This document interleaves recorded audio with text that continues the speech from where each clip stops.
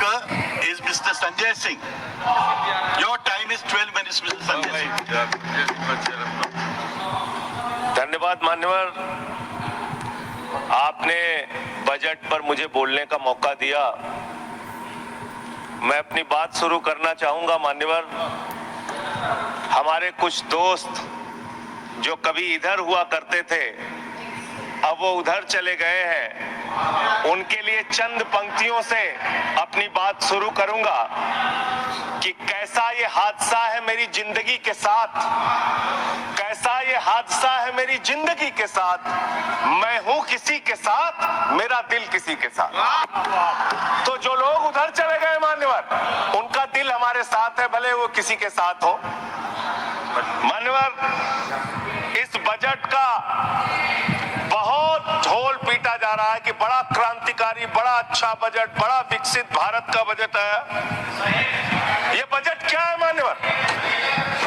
पूरे देश को पता चलना चाहिए कि भारत माता की सेना रक्षा के लिए जो बजट आता है, उस बजट में कटौती करने का काम किया गया।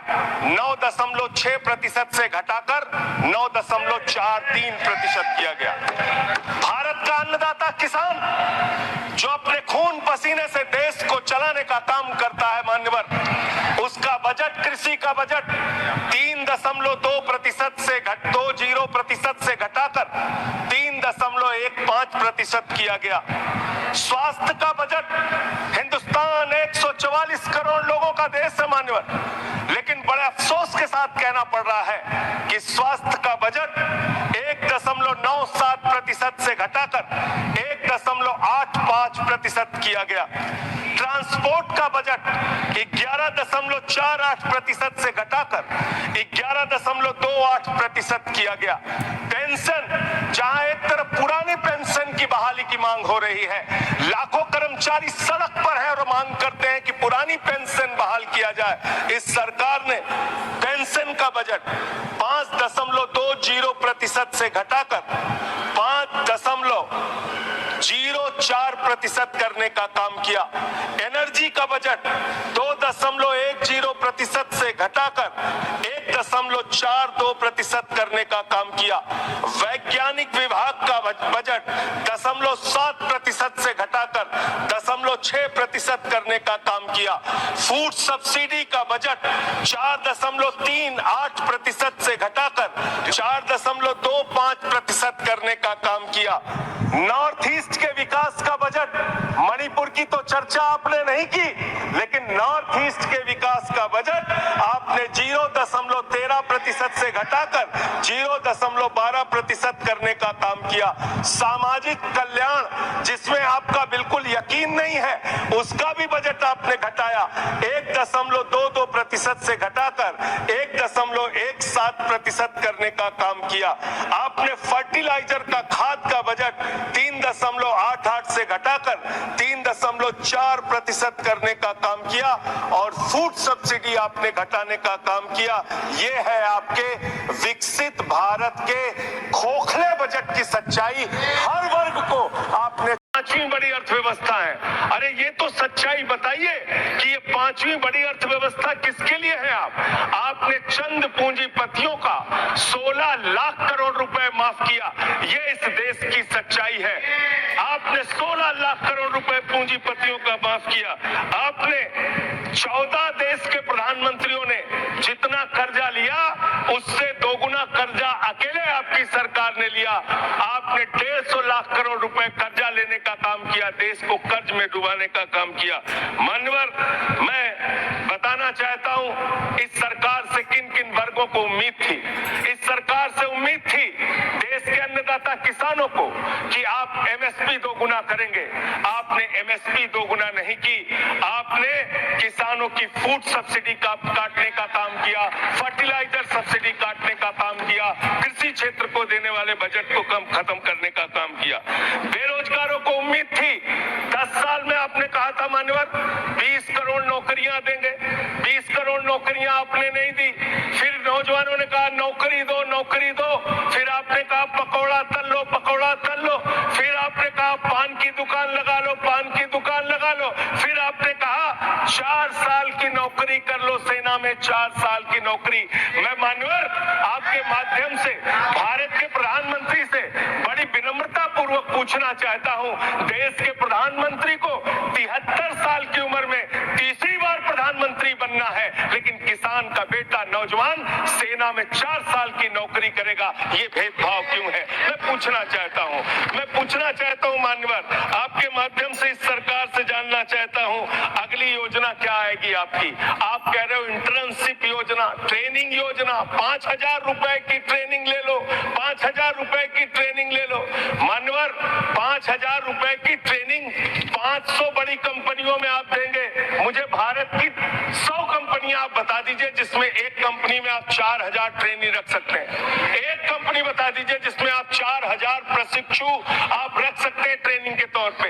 ये भी आपका आंकड़ा सिर्फ एक जुमला है, इसके अलावा कुछ नहीं है।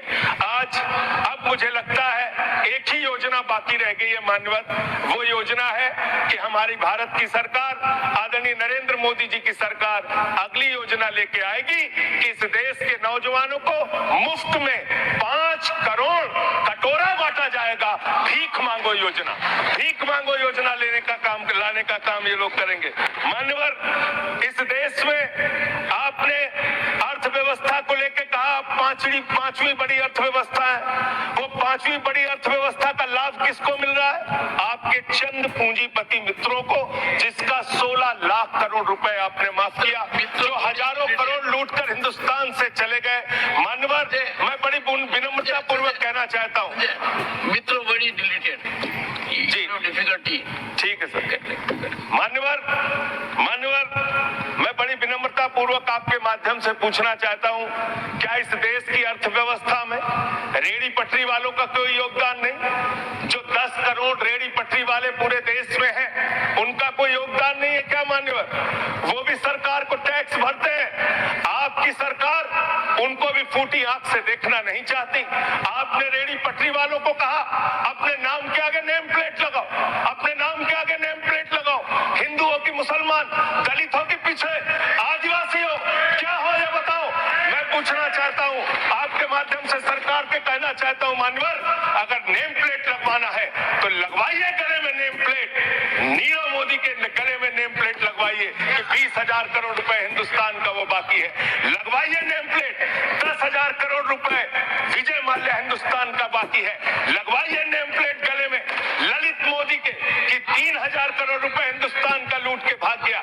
लगवाइए नेम प्लेट मान्यवर। मैं कहना चाहता हूं नितिन संदेशरा के कि वो 6,000 करोड़ रुपए हिंदुस्तान का लूट के भाग गया। लगवाइए नेम प्लेट। लगवाना है तो जिन्होंने देश की बैंकों को लूटा है उनका नेम प्लेट लगवाइए। और चुनाव हारे हैं ये उत्तर प्रदेश में, तो वहां पर अगर कोई बोर्ड लगाएगा, जाटव ढाबा, एक सेकंड, जाटव ढाबा कोई लगाएगा, कोई अपने ढाबे के आगे अगर वाल्मीकि ढाबा लिखेगा तो आप लोग उसके यहाँ खाने नहीं जाओगे। मैं जानता हूं आपकी मानसिकता।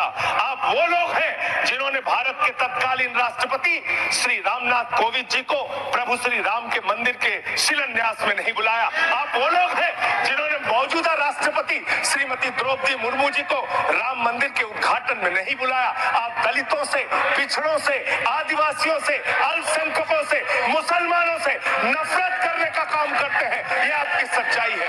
इसलिए नेम प्लेट मत लगवाइए। नेम प्लेट लगवाना है तो जिन्होंने देश की बैंकों को लूटा है उनका नेम प्लेट लगवाइए। और मान्यवर मैं आपसे, आपके माध्यम से इस सरकार से कहना चाहता हूं, इनका बजट पढ़ रहा था मान्यवर, जेलों को भी इन्होंने कम बजट दिया। अरे जेल का बजट तो बढ़ा दीजिए, 300 करोड़ रुपए जेल का बजट बढ़ा दीजिए। अरे अभी हमको जेल में भेजा है, कल तुमको जेल में आना है, तुम सबको जेल में आना है। जेल का बजट बढ़ा दो, जेलों को ठीक कर दो, अगला नंबर तुम्हारा है, जेल में आना है। तुम जेलों को तो ठीक कर दो, अगला नंबर तुम्हारा।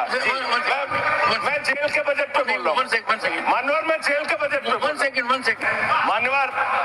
मान्यवर इसका ध्यान रखा जाएगा। इसमें इन्होंने न्यायपालिकाओं के लिए जो बजट रखा वो नाकाफी है। 5